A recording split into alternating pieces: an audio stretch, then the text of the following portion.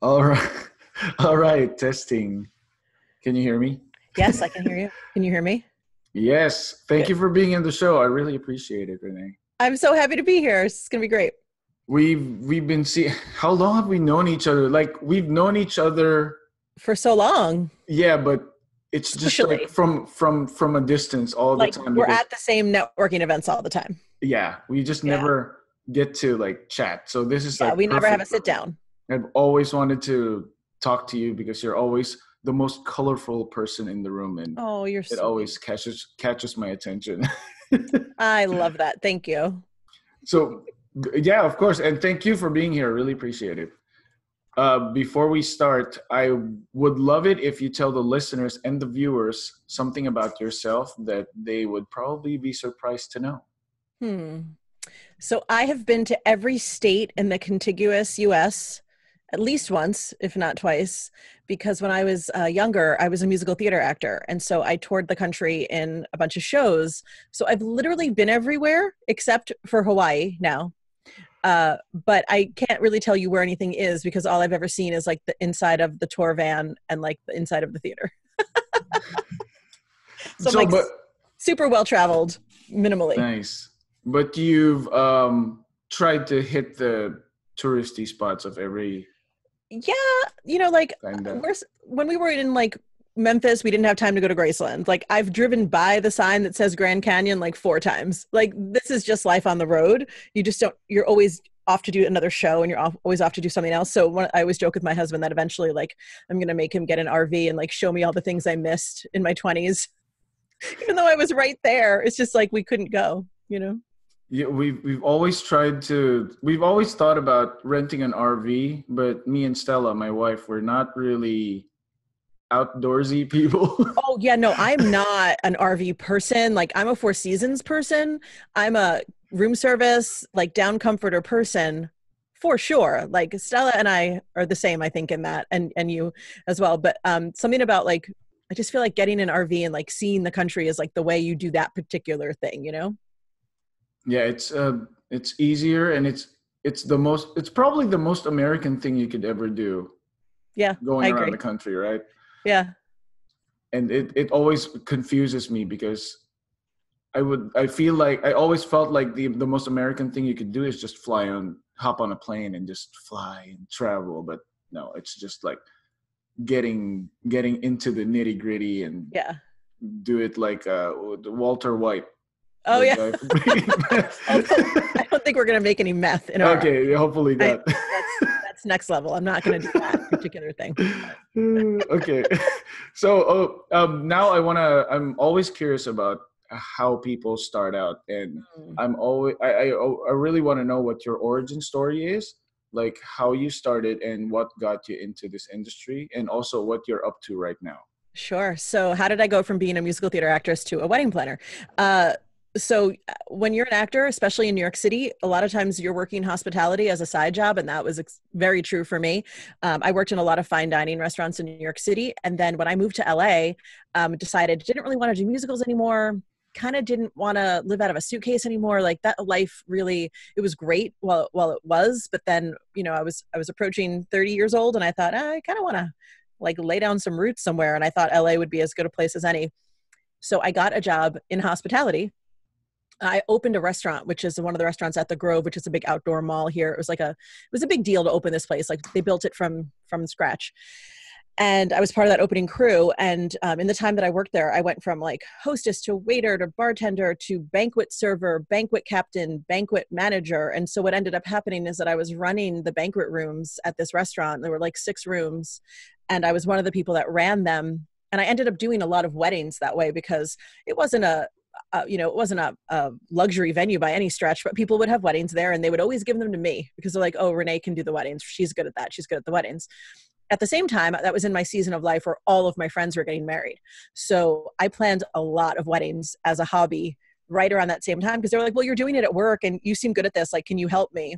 So what ended up being like, I planned my best friend's wedding 12 years ago with like $7,000, like no money whatsoever, like nothing. what ended up happening is that people who were at that wedding or people who knew my friend would say like, oh, I would get random emails from people that were like, oh, can you help me plan my wedding? I was at this wedding, or I heard you do this. And so I basically got, I created a business before I even realized what I was doing, because I was getting emails and referrals from people that I didn't know. I remember one time I got an email from this girl that said, Jeanette sent me to you. And I was like, who the hell is Jeanette? Like, I don't know this person. So I realized that I liked it and I was good at it. And people were coming to me for it. And so I probably should do it. And then it was a few years after that that I really started my business now, which is Moxie Bright Events. So it took me a few years to like get really clear that like it's a business that you could run and make a living. And but I've been doing it for so long at that point that it seemed almost like it seemed silly that I wasn't doing it professionally, So that's what I did. After I got married, my own wedding planner, because I got married in Philadelphia, said to me, I don't understand why you're not a wedding planner in Los Angeles. And I was like, well, there's so many. And she was like, so who cares? And it was that weird, sometimes you just need that one person to say the one right thing to you. And it's so simple, but having Erin say to me, like, who cares? Just go do it. It doesn't matter if other people are doing it too. I was like, oh, you're right. So yeah, it sounds silly, but it kind of just happened. Yeah, all you need is that one person to push you, and fortunately for us, it's someone close to us, so it's easier to be like, oh, okay, I'll give it a shot, because they know you already. Yeah. She said, you needed me less than any client I've ever had. I don't know why you don't do this professionally. And I was like, oh, I don't know. But again, like this, and brings me back to what we're talking about today, is I had a lot of limiting beliefs about myself and about this work. And I had to work through those in order to be able to do this at the level that I'm doing it now. Yeah, it's funny because when you said when you said your friend got married for $7,000, which is pretty much nothing. Nothing. Stella and I got married. Our budget was $6,000. I love that. Well, how long ago was it though? It was like, I have to answer this correctly. It was 10 years ago. Yeah. My friend was 12 years ago. So back then you could make something of that a little bit more than you can today. Well, it was like bare bones. Like we got married at a church, and our reception was at an Indian restaurant, like an Indian buffet, which is like $10 per person or something like that. Oh yeah. This wedding that I did for 7,000 was in a photography studio. The power went out because I didn't know enough to check the power. So when we plugged in all the lights and the DJ plugged in, all the power went out. And the DJ came up to me during the ceremony and whispered in my ear, do you want to have lights or do you want to have music? And I was like, what are you talking about? And he's like, we have a power outage. And I was like, I just started crying because I was like, I don't know. I mean, now it wouldn't fade. Now I would check the power, but it was like so bare bones, minimal, everything. We had like a craft services caterer do dinner. It's like crafty. It's so funny. Those things make you really, really, stronger when it comes to like accepting challenges. Like as soon as you start out, how do you feel about that when you start out your business? Should you take more risks when you start out, or should you take more risks when you're like a little bit more confident? I think we should always be taking risks. I think if you own a business, I believe that inherently you are a risk taker. Like, I just think entrepreneurs have to have that little bit of, we have a little bit of crazy up in our brains where we think like, I'm going to try this. And I think that if you are someone who really loves safety, maybe owning a business is not for you, because there's not a lot of safety happening all the time. Listen, I think at the beginning, you've got to throw yourself into the fire. I mean, honestly, at this point, I tell my clients or potential clients, like, there's nothing that rattles me. Your venue, God forbid, could burn down around us and I'm still not going to yell. Like, nothing gets to me. I've seen it. So, but I've seen it. The only reason I can say that is because I had a wedding where the power went out, my very first wedding. So like, once you've lived through it and no one, nothing bad happens, you figure it out. Nothing can rattle you. But at the beginning, I think just starting is a risk, right? So calculated risks, of course, smart risks, hopefully, but you've got to take risks. There's no way around it, I think. Yeah. And that's because once you take risks, I guess your senses are sharper. Like you're more aware of what's happening around you. So you get to, like for us, when we started out, we had our first fist fight in a wedding on our third wedding. And it was the groom and his groomsmen in the bathroom. Of course it So was. Yeah. yeah, so after 10 years of doing this, after 9 years of doing this, I'd be like, I know exactly what to do and how to handle a fist fight, Yeah. or like prevent someone from yeah. Oh man, courage is a muscle. Everyone thinks you have to be like courage is like some value that you like, oh, this person is courageous, they're brave. It's like that's just a muscle. If you never exercise it, it's going to atrophy just like anything else. So, you know, jumping into that fist fight or knowing enough to not jump into that fist fight is that's the things you learn on the job. There's no other way to learn this job, I Yeah. think. And I feel like, for people who are starting out, well, at least for me, when I was starting out, I didn't really have anyone to ask or have anyone to mentor me about these things, like what to expect. Yeah. So I feel like when you're starting out, also make sure that you approach the people who have been longer in the industry, just so they could give you like tips. Because I feel like people want to see other people succeed. At least the good business owners, right? Oh yeah. Oh yeah. And I think too, the climate is so different now. Like when I was starting, I did have support. I did have a mentor. I had some really good friends, but there wasn't all the podcasts and the blogs and the education, the online education. I mean, there's so many other ways to get knowledge nowadays. And I also I love, yeah, find a mentor and then really listen to them, you know, intern with someone and like follow them around, soak it up. Don't just take it for granted because sometimes the best business people aren't necessarily the best educators, but they still have a lot to share. But you just have to be the person that's super aware of them and what they're doing and how they're presenting themselves in the world.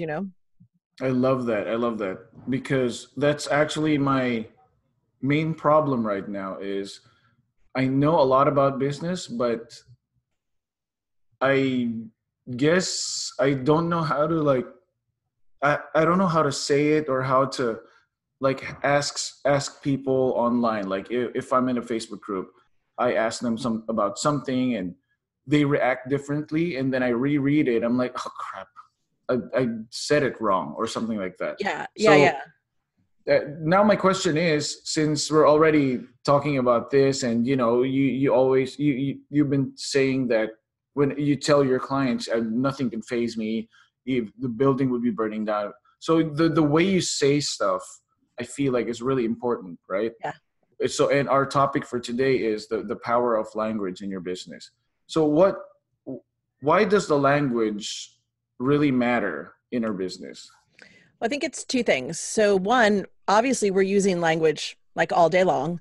I used to call this the power of words in your business because I think words gets it down to the base level, right? Because we're communicating all day long. We're communicating, well, when we talk to each other, but especially via email and especially on our websites, there's words everywhere, right? So we have to choose them carefully. And what I know about modern life, because I know that I do it myself, is that I try to be super like casual and approachable and like friendly. But oftentimes, what that means, especially for women listening, it means that we sometimes use a lot of unintentional, subconscious, like limiting language, right? And what I mean by that is, if you're ever talking to someone just about anything in life, and you say something that's kind of a bummer, or you say something not great, and they go, "Oh my God, I'm so sorry," and it's a weird phrase, right, that we use. We use "I'm sorry" a lot for things that we have no control over, nothing to do with, no jurisdiction over. We just say, "Oh, I'm sorry," as like a way to express empathy, right? But it's a weird phrase because you're taking responsibility for something that isn't yours. And it's just one of the many ways. Like if you ever answer a client email, like how many times just if you off the top of your head, have you answered a client email with, "Oh, so sorry for getting back to you so late"? We don't say sorry. We say apology. We apologize Yeah, for, which is but yeah, great, which is yeah. great. When I first started talking about this, I went through my Gmail.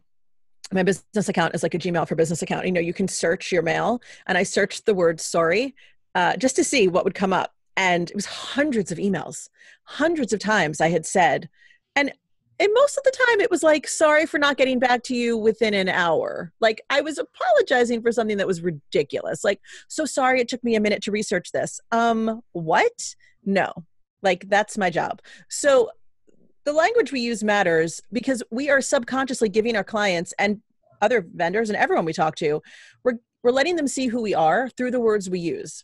And if we're starting with, sorry, I'm so sorry, it already puts you in a position subconsciously, their trust is eroding in you, right? They're thinking, oh, this person, they didn't get back to me. And they think they were late getting back to me. You know, it's these little things. It's super micro, but it's the reason I always want to talk about it, because I think so many of these little tiny things that we do, when you add them up, end up like really coloring how someone else looks at you, how they view you. And if we can make these tiny changes, then over time it's going to have the most impact, because it'll start just becoming the way you talk. Like you said, like we don't use sorry, we say apologies. Like that is a different thing. Those two words mean very different things when you're taking them in as the person who they're being said to. So it's so funny because I use I'm sorry a lot when I email, right? And I know this person who's like a grammar Nazi, Stella, my wife.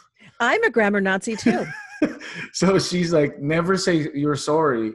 Always say apologies, because I think my goal is, since English is our second language, I want people to know that we know how to speak proper English. Mm-hmm. I mean, no offense to like the Californians, but California English, no, of course. There's like a California English there is. that, yeah, like water is water here. So there's like a thing, and it took me 3 years to adapt to the California English, because I wanted to make sure that, at least in my head, it's a little bit more flawless and eliminate my accent, just so I could like blend in a little bit more. Yeah. But I just heading towards the proper English, which is like British English. I don't know. Sure. Without the accent, just the correct pronunciation. Right. I'm from New York City, so my actual accent is ridiculous. You would laugh. Like the accent I was born with is crazy. And I do the same thing. Like I work very hard on not sounding like I'm from any particular place. So I think that's me too. My Filipino accent is wow. Once you hear it, you're like, oh wow. So that's the thing. Like I feel like heading towards the proper English would benefit your business as well. You as a person, and then because now that more than ever, like social media has evolved into this thing where people spend a little bit of their time with. Now it's just like everywhere. People, when they're not doing anything, once they're on their phone, they're on social media. Oh, for sure. The way they talk reflects their personality now. Like, Have you ever gotten an email from a vendor or from a client where they're using like text talk, where it's like CYA and you're like, CYA, see ya. Okay, got it. Honestly, like me, Renee, when I get language like that, I'm like, I always think, oh, this person must not be very smart. Like that is just where I go to. And so consider, if you're listening and you're someone who emails and text speak, that maybe that's how you're being perceived, right? Like we all have these, predispositions to how we think of someone when we hear them talk or when we read what they write. So I love that you said, like, you're really trying to go with the correct English because you want people to take you seriously. You want people to know that you're smart and you're capable. And so therefore that translates to you in proper English. For me, what I want to communicate with my emails and my language in general is that I'm capable and that I'm in charge, right? Because I'm a wedding planner. So for me, my emails can't be too soft, because otherwise, I don't think I'm sending the right message. Like one of my clients left me a review last week. Can I cuss? Sure, yeah. She said in the review, Renee is a badass. And I honestly like walked around all proud all day that I was like, I'm a badass, because like as a wedding planner, I am the captain of the ship, right? So my emails have to come from a place of authority. So if I'm sending emails that are like, I just wanted you to read this timeline. I don't know. I think that they think that maybe we should do it this way, but I don't know. What do you think? And just like, let me know when you get it. And then like, just no big deal whenever you have a sec. Like if I sent emails in that tone, no one would ever respect me or take me seriously or listen to me. So my emails, my communication has to be pretty clear and direct, and dare I say almost masculine, in that I don't use a lot of phrases like I think. At least I try not to. I know I say that more when I'm speaking. I say, oh, I think da da da, but I hardly ever say actually I think, because that also makes it sound like I'm surprised by my own thoughts. Like, oh, I had a thought actually. Get ready. I had a thought, guys. Like, no. I try not to say the phrase, does that make sense? Okay. Because what I have found with does that make sense is, especially when it's a client email, right? So a client will email me 12 questions in a row, right? Which is pretty typical for me. And I'll answer every single question. And if at the end I say, does that make sense? And I read this in a book and it stuck with me. So does that make sense? It's saying two things. It's saying to the person you're communicating to, are you smart enough to understand what I've just said? Which is insulting, right? Or am I so crazy nuts that I can't communicate properly what I'm trying to get across to you? So I have now really tried to get rid of, does that make sense? Instead, what I say is, look forward to your thoughts on this, or simply thoughts, question mark. What are your thoughts on the things I just explained, right? Because we have to be really clear on what we want people to take away from the interactions that they're having with us, right? I know that I, in the past, had tended to over-explain something, feel weird about it, and then say like, oh, that was too much of an explanation, I know, but hopefully it made sense. Well, if you don't think you're making sense, rewrite the email. Just rewrite the email. Like, we don't need all of the fancy, rigmarole. But I do think with social media, like you said, I think we're moving toward a place with our language, just as a culture, where we're getting super casual. Super casual. And I don't know that I hate it. I definitely don't hate it. But I also wonder, like, I don't know. On some people's Instagrams, like Jenna Kutcher, for example. Do you follow Jenna? Yes. Jenna writes these really beautiful captions to her Instagram pictures, and they're frequently paragraphs, right? And they're like a little mini blog post, and she's always really expressive. And I think that is her authentic voice. Like, I don't think someone else is writing that for her. I think that's how she feels, what she wants to communicate that day. But I also can sense that some other accounts who follow, and the reason I mention her is because she's a huge account. Some other accounts that I also follow who are smaller, who are looking to others maybe for guidance, are using that same sort of authentic speak as, like, quote unquote, air quotes, authentic speak. And I wonder if it is authentic to them. Because I think we all have our own voice. I know when I write something that sounds like me, it gets better responses from people. People can hear it in my voice. I think if we're all moving toward this like casual social media authentic-y speak, then it's all going to sound like the same voice, So let me before we move forward, let me go back to when you said that, does that make sense? Like that phrase. Is there a deeper impact when you email it as opposed to like saying it to someone's face, or is it okay? Yeah, I think so. I think the words that we write have a lot more weight than we give it credit for, because 99% of the time my communication with my clients is email.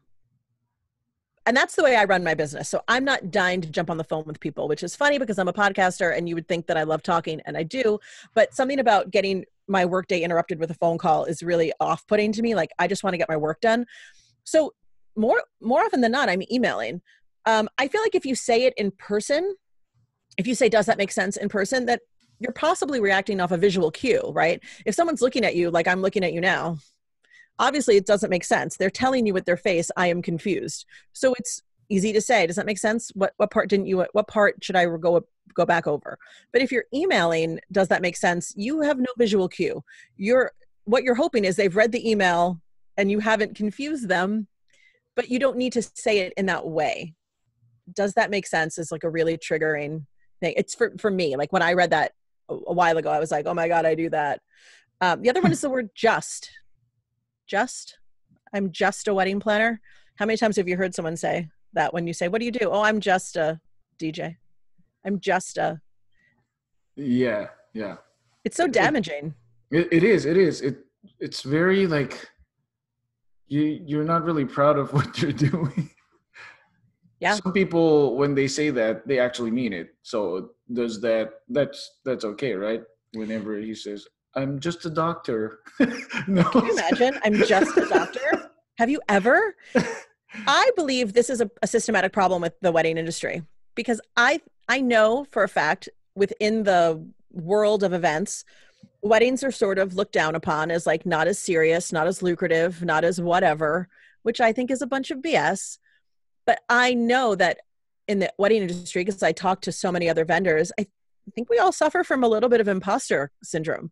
And I think that's where that comes out, right? When you're talking to someone and they say, oh, I'm just blah, blah, blah.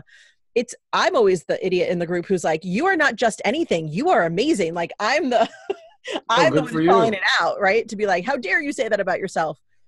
But I think when we feel self-conscious, when we feel not enough, when we have the imposter syndrome, it comes out in these little ways. So here's my struggle. Going back to, does that make sense? Because when the first time I heard that, I'm like, is this person mocking me? Do they think that Exactly. an idiot? Exactly. And then I realized that everyone is using it because I'm trying to, you know, mold my California English.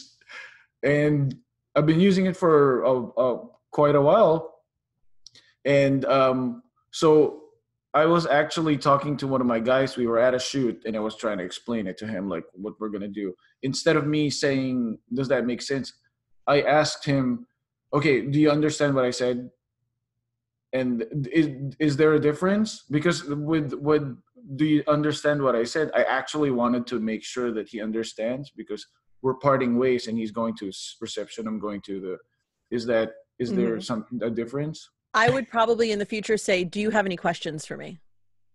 Hmm. Because it's more Okay. open-ended and it gives them more agency to participate, Ah, right? Because does that make sense is yes or no?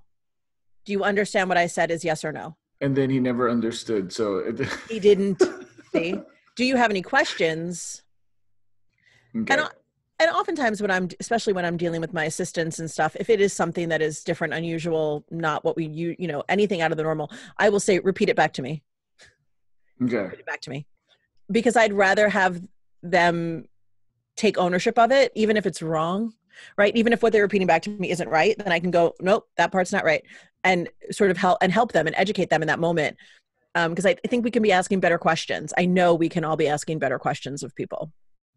But I think, does that make sense? Needs to be fully retired. Just get it right out of there. Yeah, there's a lot of like words, phrases that shouldn't be used. Coming from me, like observing. What else do you think? What else shouldn't be used? Man, right off the top of my head, I'll think of something. But Yeah. there's a bunch of words that irritate me when someone says it. That I'm like, you're not using it right. Because we came here 2008, so I was 28 years old when we came here. Oh, wow. I did And not know that. yeah, so we that's why I spent 3 years talking to people on Yelp, like the telemarketers. I just talked to them on the phone. Still, I was like, "What are you doing?" I'm like, "I'm trying to practice Oh, English." I So love that. so I was just trying to convince them that I'm from here.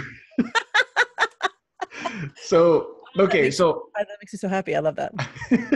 so now here's another struggle of mine.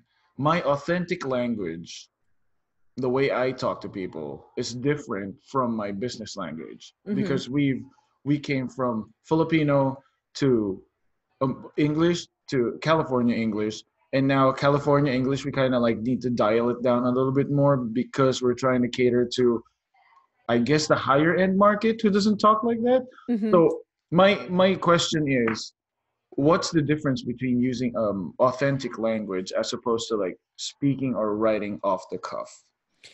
I love this. So oftentimes on social media, I will see fellow wedding vendors who I know wrote a caption off the top of their head. And the reason I always know it is because they frequently assume that the reader understands where they're coming from, understands the wavelength that they're already on. So sometimes the off the cuff ones sort of tend to start in the middle of a thought, or I'll read it and go, what are they talking about? Like, I remember this was a while ago. Someone posted a photo of, it was a candid photo of a fire pit, right? But the caption said, this place would be great for a rehearsal dinner. But it was a fire pit. And I stared at it for a few minutes and I was like, what is happening? It was geotagged with a location. So in theory, the person posting wanted to communicate that this location would be great for a rehearsal dinner because of this cozy fire pit. But what we needed as the reader was the whole thought. We needed you to start us at A and end at Z. We needed, one of the things my clients always ask me for is a cozy spot for their rehearsal dinner where people can really gather around and talk. And this restaurant with this cozy fire pit has that for you, right? So that's the way you have to sort of connect all the dots for people. When we write something off the cuff, especially Instagram captions, I think sometimes people think like, oh, when I see this image, it makes me think of the following thing that I'm going to put in this off the cuff caption. And then you read it and you're like, I have no idea what they're talking about, because we're not in your brain. You have to draw the full picture for people. You have to connect all of it together, but you still have to do it in your authentic voice in a way that doesn't seem so businessy. Cause I'm sure you follow those more business minded accounts that are like very stilted language and everything sounds like business. And you're like, well, that's no fun. Right. So it's on social media. What the people want to see is the person behind the brand. So like they want to hear from you and Stella. They don't want like the voice of Bafo Video does good video, So it's a really specific new skill set that we all have to have because it's part of our businesses now. I've tried so hard to stop saying I can't or stop those things. It's so hard because you see it on social media. Mm-hmm. And I have to be honest, if I were to just speak my authentic language, I probably wouldn't even post anything because I'm too lazy. Yeah. But I have to. So whenever I'm on social media, the first 5 posts I scroll through, I absorb the way they speak, and that's what I just type. One of the things I think we can all be doing for our businesses is really drill down like how your business sounds, right? Like what your business cares about. So like for Moxie Bright, which is my wedding planning business, like we really care about hospitality. We really care about taking care of guests. We really care about like those moments at a wedding that you can't even predict that are going to happen, that are going to be awesome. So a lot of times when I post something on my Instagram, I'm calling out those moments, right? I'm calling out that moment of amazing service, or I'm calling out this moment of friendship between the bride and her bridal tribe. Like I'm specifically angling because it's coming from my head, my viewpoint, what's important to me, right? So I'm always putting it through that lens. I feel like if someone else were to look at the same images on my Instagram, they'd probably come up with a million different captions because of what's happening in their brain, what's important to them, and what goes through their lens. When I'm doing posts for my education brand, for my online courses and stuff, that's a completely different language because I'm talking to different people. I'm talking to other wedding planners. I'm talking to them about making more money, about being better at their jobs. It's a completely different audience, and it has to be a completely different language. Now for me, that right now, those are on the same account, right? So you can literally look through my Instagram and think, oh, here she's talking to clients. Here she's talking to other wedding pros. But like, for instance, I call my students rock stars.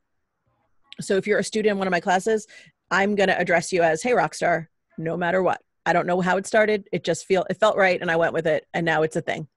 And I think too that, you have to honor that too. Like what feels right? Like I'm definitely not someone who's like #blessed, right? Like you're not going to see that on my account. It's just not my thing.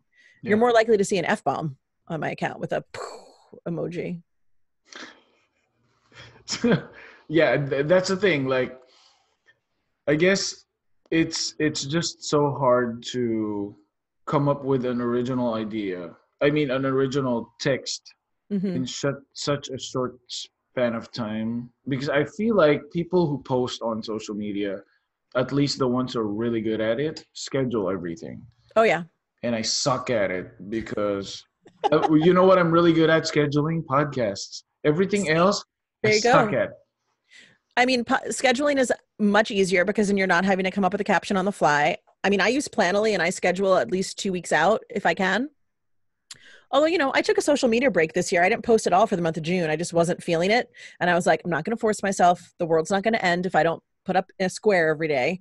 And I didn't do it. And then I got back to it when it was time. And then I was able to be like, okay, let's write some fresh captions. For me, I don't stress so much about the caption. It could be because my background is, I have a background as a writer as well. But like, I look at the picture and I go, what is this? Oh, okay. Sometimes it's so simple. Like I think my post today was a wedding bouquet from like 2 years ago. And I think I wrote, never tired of this gorgeous bouquet from Shindig Chic. Like that's it. Because it doesn't Okay. always have to like change the world. Sometimes it's just like appreciation for this beautiful thing. And that's okay too. You don't have to write the mini blog post that Jenna Kutcher is writing. By the way, Jenna Kutcher is writing those from a sales language perspective. She's writing those so that to convert. She's selling things even if you don't think she's selling anything on that post, girl's still selling something because she's got an entire empire full of things to sell. So if what you're doing as a service provider is wanting to get people to contact you, right? Wanting someone to like you enough to reach out, then all you really have to worry about is talking to the right people, being your true self, and hopefully the right people will be attracted to you because you're not trying to sell a course or preset filters. She's got a ton of products. Oh yeah, and she's really good at posting something and asking like, how's your day going?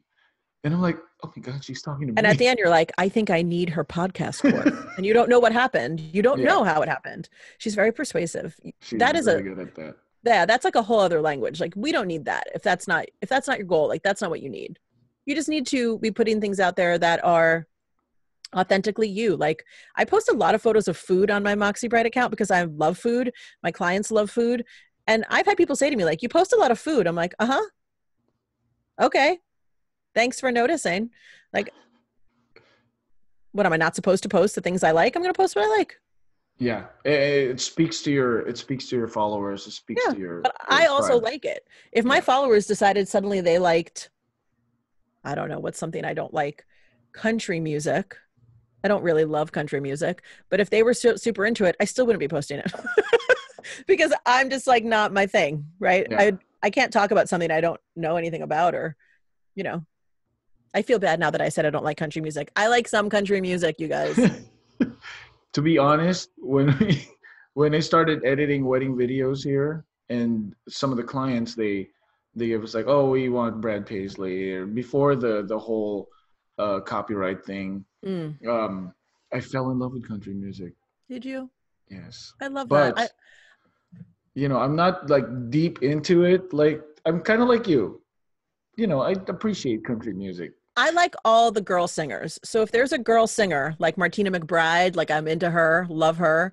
Faith Hill, love her. Like any girl who can sing, I'm in. But no, the guys I don't know anything about. Okay, I'm the reverse. Well, you know what? I know like Shania Twain, and Oh, because I'm Shania, yeah. Filipino, so we sing a lot. So now my question for you now is, since we were talking about like I can't or slay girl or whatever, it just like, because for me, like on Yeah. Instagram, it's me who's talking. Stella Right. she sucks at social media. She doesn't want to do that because she hates being on social media. So Yeah. I do all of the captions and stuff. So when there's like, oh wow, or something like that that's weird, it's never gonna be her. It's just always me. I love it. So my question is, how can we stop using limiting language in our business and life? Like how do I get Well, I to think stop first you have to have the awareness that you're even doing it. So a lot of times after I talk about this topic, like I've presented this at conferences and stuff, I'll get emails like months later from someone who's like, I was at your talk and I went through my email and oh my God, I've been saying sorry and I've been doing it all. And I'm like, yeah, girl, you got to figure it out. Like you have to first understand that it's happening, right? There are some, especially when you're writing, there are some tools. So if you use Google Chrome, which you should all be using because I love it. There is a plugin The name of the plugin is called Just Not Sorry, which is great. And it literally will underline for you in your emails if you're using any word that is a limiting language word. But the other thing that's fun too is that like sometimes you actually are apologizing for something. Like sometimes you're like, oh, so sorry, this email got missed or whatever. It'll still underline it. Like it doesn't necessarily understand the context, but it will tell you like, hey, are you sure you want to use the word just here? Just is a big one. It's just is the one that people go, I don't use that. And then weeks later, they say, oh my God, yes, I do. It's everywhere. I'm like, of course, it's everywhere. Because it's our culture, right? It's in our vernacular to use these words that make us sound soft and approachable and agreeable and easygoing. Like everyone wants to be, especially in California, like super chill all the time. And I get it, but that doesn't necessarily mean it has a place in your business, because you have to understand, you have to determine and figure out for yourself how you want to be perceived, right? Because a lot of times I'll talk to especially groups of women, and I hate to keep saying that, but as a woman, it's a big deal for me. And they'll say, well, I don't really have control over how I'm perceived. Absolutely false.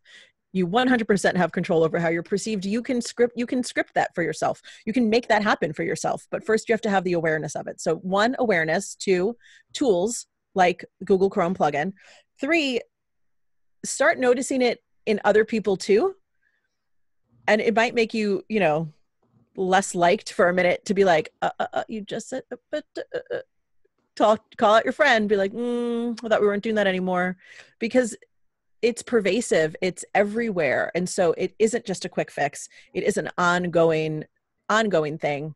The other thing that I did for my assistant and for anyone who's in my inbox is I have a little small document of like, these are words we don't use. This is language Moxie Bright does not use, right? And even in my interactions with my clients on their wedding day, like in my employee handbook, there is a list of things we don't say. So if someone were to come up to one of my assistants, a guest on the day of the wedding, and ask them a question, and if they don't know the answer, they're not allowed to say, I don't know. What they're supposed to say is, let me find out. And that's the biggest example I can always give. It's like taking that negative, I don't know, and turning it into something open and curious and positive, which was, let me find out. I'll go find out for you, right? So that person is then taking ownership of whatever the situation is. They are coming to someone else who might know more, finding out the answer. Saying, I don't know is closing a door. That's like what you said. We don't want to say, I can't, right? I can't. Well, you can't, maybe you can't right now because you don't have the right information, right? So what do you say instead of I can't? What are you retraining yourself to think a new thing? Well, the I can't that I'm talking about is the RuPaul Drag Race. I can't. Oh, Yeah. That's what I'm talking about. But if we're talking about the I can't that you're talking about, yeah, I usually say I'll see what I can do. Yeah, I'll see what I can do. Exactly. Yeah. Perfect. It's perfect. Yeah, I can't. I need to watch I haven't watched RuPaul's Drag Race yet, but it's come up a lot lately, and so I feel like the universe is telling me to watch it. Oh, they have a really, really extensive vocabulary of all the really fun phrases that someone referenced a death drop to me the other day, and I was like, I don't know what a death drop is, and then I googled it and was like, oh, that looks painful. Yeah, I've seen comments that say, typing from heaven because I'm dead right now, or something like that, because the thing is just so beautiful. So now I really want to ask you about this, because funny. That kind of language attracts a certain kind of tribe, like a certain kind of group, right? Totally. If I want to charge more and target the more luxurious market, should I continue saying that if I were someone who does that? And I think if it's authentic, you should. Okay. I think in our industry, we have a really effed up thing about luxury, I believe. Every luxury client I've ever had has not come to me from social media. They have come from 100% personal referral from someone who's a friend of theirs. There's like a little tight-knit Beverly Hills group that I work with all the time. Like some clients, I've done all of their events, and then they refer me to their best friends, and that's how it works. Those people never read my reviews. They don't care. They want a personal referral, and they want you to show up and be professional. I think this marketing to the luxury market doesn't really work. I hate to burst everyone's bubble, but like, I think be your authentic self. If you listen, if you like, let's just say I start watching RuPaul's Drag Race and I feel compelled to post about it. I'm probably going to use that language because it's fun, right?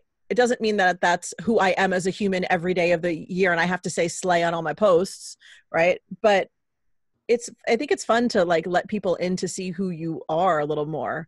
Like I'm a huge fan of the Canadian sitcom Schitt's Creek, which if Oh, everyone has, have to watch it immediately if you have not watched it. So lately, all of my Insta stories have had gifs of the character David Rose making faces, and like I've never explained it. I've never said like I'm a huge fan and so this speaks to me now. I'm just doing it, and I've had people like message me on Instagram like, "Oh my God, you watch that show too?" I'm like, "Yeah, of course I do," but it's a way to let people in authentically without having to have a big deal about it. You know, I'm sure the moment will pass. In a few months, I'll be moved on to some other show. It's fine, but it's like you have to be able to play, you know, and if you want to use slay one day, then use slay. But as far as the luxury market, I don't think they're looking for anything specific. I think they're looking for people who are really good at their job, who their friends have already worked with. okay. I And I was don't know how thinking to tell about you to that. break in. Like everyone's like, how did you get that first Beverly Hills client? I'm like, through her yoga teacher, through her private fancy yoga teacher. So you just don't know. So let me know what you think too, because I feel like as long as you're authentic, social media caters to, especially if you want to target like higher paying clients, right? Hmm. Social media caters to like the people around you, and Yeah. if the vendors who know these luxury market clients like Mhm. your personality, Yep. then it's an easier sell, right? Absolutely. Listen, Instead of like targeting the luxury people. yeah, I mean, think of it this way. If you It's like dating, right? If you want to impress someone, you put your best foot forward. So like this is a different example, but I'll use it anyway. My friend who is the private yoga teacher, she's she works with very high-end clients. Russell Crowe used to be a client of hers. She used to go to his home and teach him yoga. And one day he was looking for a masseuse. And she texted me and said, "Who do we know who'd be good for Russell to get a massage?" Right? Because it has to be the right person at that level. When you're talking about that person, that level of celebrity, that level of luxury, it can't just be like the person we saw on Instagram who we think might be cool. It has to be the right person. And we went through a list of people that we knew, and she was like, "No, that girl no, that girl's bad. She'll talk too much." Or like, "Oh no, that guy has a weird energy." Right? There's nothing you can do at that point. You just have to be who you are and you'll be right for someone. And it's the same with your language. You just have to talk the way you talk, um, authentically, you know, in full, complete thoughts, ideally, uh, on social, and the right people will be attracted to you. And you know what? The other cool thing is you'll repel the wrong people. I think we spend a lot of time worrying about who we're attracting, but sometimes I'm like, who am I unattracting? Like, who am I sending away? Good for that too, right? Because like, just just in using not only limiting language but inclusive language, right? Like, if you're never posting, if you're only posting the same kind of couple all the time, right? Perhaps you're sending a message that you're not open to working with everyone. Same thing with your language. If you're only ever talking about brides and grooms, brides and grooms, brides and grooms, you're leaving out a whole other section of people who are getting married. So it's pretty much just curating for when it comes to business. You just make sure you curate, be yourself, but you curate your. Yeah. Yeah. I mean, curate in as much as you feel comfortable curating. You know, Yeah. like I'm certainly not someone who wants, you know, you see those Instagram accounts that like everything's pink and white and you're like, that's not, how are you doing that? That's so much effort. um Yeah. I'm not about that life. I don't have that kind of time. But definitely curating your words is so important to me because I know that none of us are spending enough time thinking about it. We're all just going off the cuff and saying what we think and saying what we feel and writing what we feel, and just in the end just we're ending up too much in our feelings and too much in our apologies and too much in our self-doubt and not enough standing in our power with our words and really intentionally communicating clearly and effectively and efficiently and with authority what we mean. Okay. I like that because I feel like social media has changed the way, before when we started out, the about us page is the only page that tells about you. Now social media, Yeah, in the about us page, you're like, I like riding horses and eating hamburgers. Now everything is out there. And it's true. people are addicted that they can't stop just Mhm. shooting out information about themselves that I feel like that's when it comes to curating. When we talk about curating, at least for me, I feel like curating is like cleaning up. Like you invite someone to go to your house, and the first thing they once they open the door and see your living room, you're like, shit, there's so much stuff on the floor and I need to clean up. So it's curating. It's kind of like that. Like just make sure that when people Google you, they see like a really nice looking, doesn't Yeah, have to be perfect, but just yeah, a clean. yeah. I love what you said too about like the curating. I feel like when we say the word curating, people are automatically like, "Oh, I don't want to." But what I hear and what you're saying, and obviously correct me if this is incorrect, is that I feel like there is a fine line between sharing who you authentically are and who you want to work with and the kind of work you want to put out there. And then there's people who like really overshare, right? And they're like telling you, or like the people who go on Insta story and Insta story their entire day, every day. Like they're living in some weird reality show that they've made for themselves where like this is their breakfast and then they're walking the dog and then they're answering emails and then they're Oh my getting a god. haircut. And it's like, whoa, hold on. What I like to think of for these things, because I'm certainly not someone who wants to Insta story my entire life. Like I was an actor. I got that amount of attention back in the day. I'm good. Um, so I always think if I want to share something that seems kind of tricky or seems kind of maybe challenging or I don't know, I just always think, is this thing that I'm sharing, is it something that is a wound, like an open wound, or is it a scar? Have I learned something from it? Right. If it's like a client canceled their wedding and we're in the thick of canceling it and emotions are high, I'm certainly not going to go on Insta story and be like, here's how to cancel your wedding. Like, no, no, no, no, no, no, no, no. There is a time and a place, right? You have to talk about that once the moment has passed, when it is a scar. The people who overshare, the people who do that thing where you're like, that is aggressively TMI. Like, I don't need to know all that. I think they're operating from a different place where they're not. And that's what I think we mean by curating. Like, come at it from a place of like, what is it that I want to share and teach and educate or just simply communicate about, and not from a place of like, this just happened and I'm going to sound off on it. Right. Yeah, yeah. Yeah. So I was talking to someone from like a social media expert. I was talking to someone, and we were talking about, because when I post something on social media, especially the stories, because I always believe that Instagram feed is has to be clean. That's about your company, and your stories is where you get dirty. And by dirty, I don't mean like Yeah. sending, No, you can play a little fast and loose with the stories. yeah. Yeah. But then when I post something on stories, I just go about my day, right? I take photos of like a tree or, oh, I'm going to this restaurant. But I never post until the next day because I want it to be purposeful. Like, oh my gosh, that experience at the restaurant is the highlight of my day. And that's the only thing I'm going to post. Mm-hmm. So I feel like people need to learn to step back because the pressure of posting something right now is just tremendous, that it's not really healthy anymore. Mm-hmm. And I I feel agree. like I feel like I should have one podcast episode about mental health because it's just so draining. Like especially for me, because Yeah. I'm not really a very public kind of guy. If I had a choice, I'd probably not post anything, but like the pressure of, Yeah. trying to put something out there and yeah. Yeah. I agree with you. I mean, posting while you're in the moment of something takes you out of the moment. You're no longer in the moment. You're now looking at it from a distance to going, how are people going to react? Oh, what should I say about this moment? It's like, just be in the moment, man. Just post later. I tend not to post when I'm at networking events like the ones you and I have gone to for so many years together, because I don't want people to know where I am. Like there is a weird part of me that is like, if someone were to follow me around, they could, Yeah. if I were posting in real time.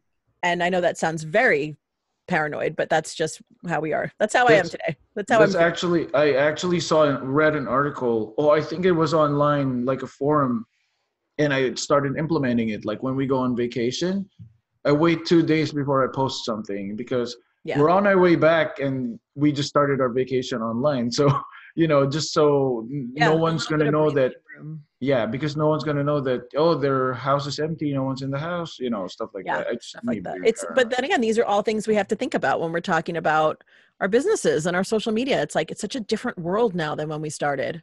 Yeah. So now my question for you is, if I want to change the way my copy, like my Yeah. language, how Yeah. do I go about that for So my first, I think you business? have to drill down like what your core values are as a business. Like mine are online. You can look at my core values on Moxie Bright on the website on the About Me page. But I think once you have those core values, even if you don't publish them, even if you just write them down for yourself, right?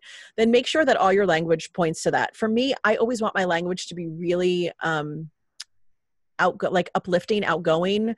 I don't like passive voice. So if you don't know what that means, not you, but if your listeners don't know what that means, it's like active voice is like, I am eating a sandwich. Passive voice is I am going to eat a sandwich, right? I always want to be in the active voice. I want all my copy, all my Instagram captions. Even if I'm talking about something that happened in the past, I still want my reaction to it, my comment on the image to be in active voice because it's important to me. It's one of the things, one of my pet peeves. Even when I listen to podcasts, when people say, we're going to talk about blah, blah, blah. I'm like, just talk about it. We're already here. We're in it. Just do it. Right. That's just my impatient New Yorker, I think, coming out. But so that's something that's important to me. It's important to me to not use limiting language. It's important to me to communicate in a voice that, that allows people to easily feel comfortable with me being in charge. Because again, that speaks to what I'm doing for a living. If I were someone in a more creative, primarily field, that maybe if I were an interior designer, or maybe if I were a photographer, maybe my language would be a little more creative, a little more flowery, because would want to communicate that I have that sort of creative spirit. I'm not so concerned with that for what I'm doing currently. I more just want to be seen as an authority because it helps my clients trust me. And then it automatically takes out so many problems in the long run because they're like, oh, Renee's got this, right? Because all of my language and my demeanor speaks to that. So that's what's important to me. I mean, it doesn't have to be important to other people, but that's one of the reasons that I'm so passionate about this topic is that I find it so prevalent in our industry. I've been at so many networking events standing next to someone and someone says, what do you do? And they go, I'm just a wedding planner. And it makes me want to, all my skin crawl right off. Right. I'm like, you're not just anything. You're a business person. You're a CEO. You're the president of your company. You're the founder. You're the creative force behind your company. We're so much more than the titles we give ourselves, because everyone wants to be modest and humble. And like, I get it. You don't want to be a jerk, but also you have to own your shit. You have to own your own expertise because as a business owner, nobody's going to give that to you. Right. No outside force is going to come in and say, Paul, you're the CEO now. And you're going to go, oh my God, am I made it. It's like, no, we're making it ourselves. Right. Yeah. So it might sound arrogant sometimes, and you don't have to say it all the time, but you have to believe it. You have to believe that you are the CEO, whatever inflated title you think is too much. You have to behave as though that's true. I love that because it's for us, we've been doing this for 9 years. Like our business has been existing for 9 years and we've never we've never seen ourselves as the owners, right? So for the 9 years, we've been just slaving away, like making sure that we have work for everyone and blah, blah, blah. But then just one moment we were talking to our friends and they're like, you're the CEO. You have to do CEO shit. You can't just do secretary stuff. Just hire a secretary. Yep. Do owner stuff. And the way that you say that to yourself, it makes you feel more empowered. Like people who say that they're just wedding planners and they go to conventions. You're not just a wedding planner. You're already at a convention. That means you're serious. This is a real business. So yeah, people have to own up to. Yeah. Yeah. Yeah. I think you have to change your mindset, and you have to learn. It's going to sound so woo-woo, and I can't believe I'm saying this, but I believe it. You have to vibrate at a higher frequency for stuff like that. Like, you just have to let yourself be up here unapologetically. And because, listen, at the end of the day, our businesses are our babies, and we are solely in charge of them.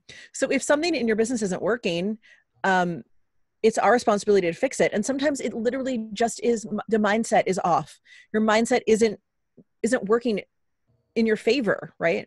But again, this mindset is pervasive. It comes out in our language. So when I hear someone say, I'm just a wedding planner, I'm thinking, oh, what's going on with them? Right? Do they not have a supportive spouse? Maybe their spouse is saying, well, this little thing you're doing is just for now. Maybe they are not natural leaders. Maybe they have to work on their leadership for their team. Maybe they just have to change their mindset around money, right? Like, we didn't even get around the topic of language around money, but it's the same deal. It's learning to control the language that you have around all of these things, because once you start acknowledging it and changing it, then it becomes second nature, and you don't have to say to yourself, oh, I said just again. Right? Now, when I say just, I think, oh, did I say it? As opposed to, I'm always saying it and I'm training myself out of it, Yeah. I love that. So my last questions, no, it's plural because it's actually just one question. Okay. But it's basically, what language should you use for rejection when it comes to, like, when you feel like the couple's not really, it doesn't really fit with your, like, for example, I saw last night, I saw online, someone asked, so what do I tell the couple if I see a lot of red flags? Mm-hmm. Like, before they sign, how do I talk to them and say, I, in the past, have said, well, first of all, I don't give anyone any sort of pricing or any information until I've spoken to them. And I firmly believe that that is the way everyone should be doing this, because what we do is so personal that it's really hard. It would be hard for me to send out a price sheet and have someone be like, I choose you, and be like, wait a minute, who are you? What is even your deal? I don't know if I want to work with you. So first we have the conversation. And if I see a lot of red flags, oftentimes I won't send them a proposal. What I'll send instead is an email that I think I have in my canned email that's like letting them down easy. And I just say, like, it's been really lovely to speak with you and get to know you. Based on what you told me in our conversation, I don't think that I'm the right fit for you. And I don't necessarily give them reasons, right? Because it doesn't matter, because they're not going to change, or more accurately, nothing that they can say at that point will change my mind that I don't want to work with them. Right? So I had a client, or not a client, but a potential client many years ago, describe herself as a bridezilla like 6 times during the consult. And she would say it and then like laugh, like, like it was the funniest thing. I never laughed. I was just taking notes. And she didn't have her fiance on the call. She never even told me his name. Like, she never referenced him, like, my fiance, Joe. She just said my fiance as if that were his name. By the end, I said, I'm sorry, you never gave me his name. And she goes, I didn't. And I said, no. She goes, that's funny. And then went into something else. And I was like, you never, like, it just was clearly not for me. Yeah. So I wrote her an email and I said, it was really lovely getting to know you. Based on our conversation, I don't think I'm the right fit for you. Here's who I'd recommend for you. And I always send at least 2 referrals to people that I really genuinely think could handle that situation, right? That I think they'd be a better fit for. And I don't necessarily feel the need to overly explain myself. In that particular case, she did write back and ask why. And I said, one of the things I love as a wedding planner is working equally with both halves of the couple, no matter what that couple looks like. And because your fiance wasn't on the call and didn't seem very present in the proceedings, I just know that it's ultimately not going to be a good fit for me. And I never heard from her again. So I think when you're strong in your convictions and you know your core values and you know the people you want to work with, it's much easier to say no to the ones you don't. But I also don't think we need to like be writing diary entries about how much we don't want to work with them. I think that's when it pays to be super like almost masculine in your response. It's just like, it's a hard line. Right. Because the other thing you could say is like, I don't think we'd be a good fit because you said something about being a bridezilla. And then she'd be like, well, I was just kidding and blah, blah, blah. That's it. And then you're opening it up for like more drama. Yeah. It's a no. Okay. So it's hard though. Hard to do that. It's super hard. Yeah, I feel like the person who posted that online, he was just afraid to piss him off or like break their heart. Yeah, of So course. he You don't want to didn't be a know how bad to, person. yeah. And also, not all of us are in a position to say no to the money. But then again, once you have a bad client that you've taken for money, you always realize that's bad money. You don't Yeah. want that money anyway. I think it's good that people have us, like people like us, to tell them that it's money now, but it's gonna be a headache in a few Yeah. months. I feel like everyone So has to do it once and then they go, oh yeah, that was bad. And you go, yeah, yeah. yeah, that was bad. So okay, so the last one, the very last Yes. one, because I said language for rejection, right? Yes. What language? How do you say? How do you deal with a really livid couple? Like when you did something wrong or you didn't do anything wrong and they're like super mad. How do you talk to them? And So I always try to figure out where they're coming from. Oftentimes it is not about us. And the hardest thing as a business owner is to not take things personally. Weddings are emotional, right? A lot of times we are getting the brunt of something that happened with someone else. And I know as a wedding planner, especially, so many times I'll get an email that's like, we're behind and da da da da, and this, and that. And I have to read it and go, okay, this person feels panicked because they think something's not happening that should. I always deal with the facts first. Like I take the emotion right out of it. In fact, sometimes I actually ignore the emotion, right? Especially if they're coming at me hot. I'm just like, okay, what are the facts here? The facts are this person feels scared. This person thinks that A, B, and C was not done. That is incorrect. A, B, and C is done. Here's the proof of when it was done. What else can I help you with? You know, like I always try to move it forward. So like, especially because my clients are some of the brides or grooms or whomever tend to get a little worked up sometimes. I always tend to just go, okay, don't take it emotionally. Sometimes you got to close the email, walk around the house a little bit, walk around your office, burn it off, come back and be like, okay, what are they really saying? Right. Because it's hard when someone's like, you didn't do something, you know, if they're pointing fingers, like you're bad at your job. And they might not said that, but that's the tone, right? It's hard to divorce yourself from that and be like, okay, well, that's their opinion. Let's deal with the facts. And listen, if you didn't do something that needed to get done or there was a misstep, of course, apologize, like absolutely apologize. And oftentimes what I try to do is I make it right and then apologize. Like fix it before you even fix it. Just whatever it is, fix it. And then go back and say, you know what, you're right. That did not get done, but it is done now. And here's the outcome. Because basically all those emails are, all those communications are, is them throwing up a flare going, oh my God, something's really bad. We have to fix it. And so your job is to just fix it. Just fix it. Fix it first. The other thing with communication, and you didn't answer this, but I'll just say it now. So many times our clients are frustrated with us because they don't know what we're doing.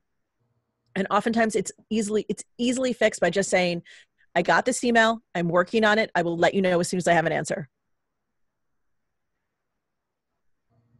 I love that.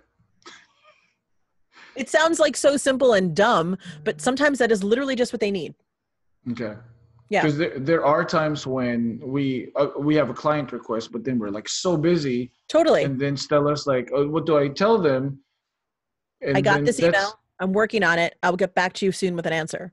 That's beautiful. Because it just saves you a little bit of time. And then they're like, I'm acknowledged. That's generally all they want to be, really. Yeah. So here's a quick tip to the listeners. Whenever we get an email with like if the client's like not satisfied or there's something wrong in or a very accusatory when they're accusing us of something we didn't do. Yeah. What Stella does is she types the email down in Google Docs or something. She doesn't never type anything in the email itself because she might send it and it's just gonna be hard more to headache. unsend. Yeah. Yeah. Even with that handy unsend button, it's still like, well, they probably opened it by now. Yeah. Things are immediate. Yeah. So, but yeah, any last words, any quick tips for the listeners about their verbiage or? I would say if you are listening to this and you're like, oh my God, I do all these things. There is a great book called Plain Big by Tara Moore. I think it's geared toward women, but who cares? And it's not just about this topic. Language is just one of the chapters in the book, but it is a transformative book that will really help change your mindset around, are you playing small in your life and your business, or are you playing big, right? Like we talked about, are you doing CEO level shit, right? Or are you the secretary? So I can't recommend enough Playing Big by Tara Moore. Playing Big. And get that Google plugin so you can get those bad words out of your emails. I'll put all the links to the show notes. Perfect. For sure. And talking about show notes, let's tell the listeners and the viewers how to reach you if they have any questions and if you have anything going on right now. Oh, I have so much going on. Everyone always has so much going on, right? So you can find me mostly on Instagram at Moxie Bright Events, MOXIE, the word bright, the word events. If you're interested in my wedding planning, that's over at moxiebrightevents.com. If you're a wedding planner and you are interested in online education, that's at reneedalo.com. I also have a new podcast launching September 5th. I don't know when we're going live with this one, but in a few weeks, we'll have a new podcast called Talk with Renee Dalo, and that has its own Instagram. Guess what it is? Talk with Renee Dalo. But I'm all over the place, y'all. If you're coming to Wedding MBA, you can hear me. I'm speaking twice this year in Vegas. And if you hang out with Paul, you can see me at networking events. Yep. And you'll see me at Wedding MBA too, just hanging out by the bar. Nice. I will be at the bar in between my talks. I feel like now that I know that you're musical theater, I feel like when I see you, we need to have like a song together because I'm not formally trained, but I just love theater and we musical. We can go to karaoke anytime, my friend. Oh, yes. In Vegas, maybe. Oh my God. I didn't know there was. Oh, There's got to be one, right? I'm pretty sure there will be. They have everything there. So, Renee, you've been an inspiration to me and my wife. By just seeing you and your presence is more than enough to remind us that, being ourselves is the right thing to do. And I admire your passion. I admire your drive. And we need more people like you in the industry because now it's being filled with like fakers and takers. So from the bottom of my heart. I love that. Yeah, from the bottom of my heart, thank you so much. Thank you. This was amazing. Thanks for having me. All the best to you. Thank you. Same to you.